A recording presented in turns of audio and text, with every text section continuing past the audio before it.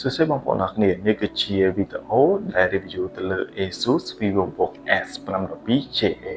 ដែលវាបានភ្ជាប់មកជាមួយនឹង fingerprint ឲ្យបងប្អូនងាយស្រួលក្នុងការ login ចូល Windows បានផងដែរ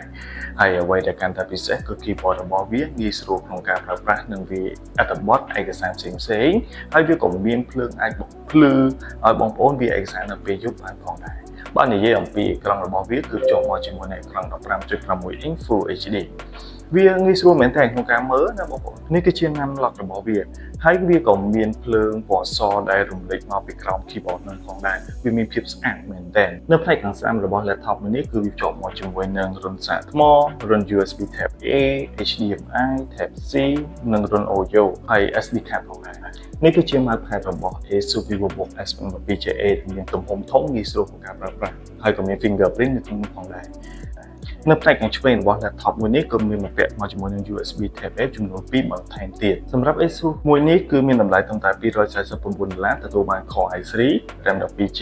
និង HD 512GB PCIe ពីមុនខ្ញុំគិតថា laptop មួយនេះគឺអត់អាចជួយការងារប្រចាំថ្ងៃនៅក្នុង Office របស់ខ្ញុំបានទេក៏ប៉ុន្តែពេលដែលខ្ញុំ testing ក្នុងការប្រើប្រាស់រយៈពេលមួយថ្ងៃពេញជាមួយនឹង laptop ASUS VivoBook S512JA មួយនេះខ្ញុំគិតថា yes ល្អតាវាអាចជួយការងារខ្ញុំបានច្រើនមែនទែនដូចជាការធ្វើ report វាឯកសារហើយស្ដាប់តន្ត្រីជាពិសេសនោះគឺខ្ញុំអាចយកវាទៅមើលដូចជា content ថ្មីៗដែលងាយស្រួលក្នុងការបង្កើតទៅលើ content ជូនទៅបងប្អូនហ្នឹងមើលបានច្រើនមែនទែនអញ្ចឹងហើយឥឡូវនេះខ្ញុំក៏ដាក់ឈ្មោះ laptop មួយនេះហៅថា laptop ដែលមិនចំតម្លៃធូរថ្លៃមែនទែនអញ្ចឹងបើសិនជាបងប្អូនចង់បានទៅលើ laptop មួយនេះអាចអញ្ជើញមកហាងសេងតៃ Computer បានសូមអរគុណសូមជម្រាបលាជួបគ្នានៅវីដេអូក្រោយ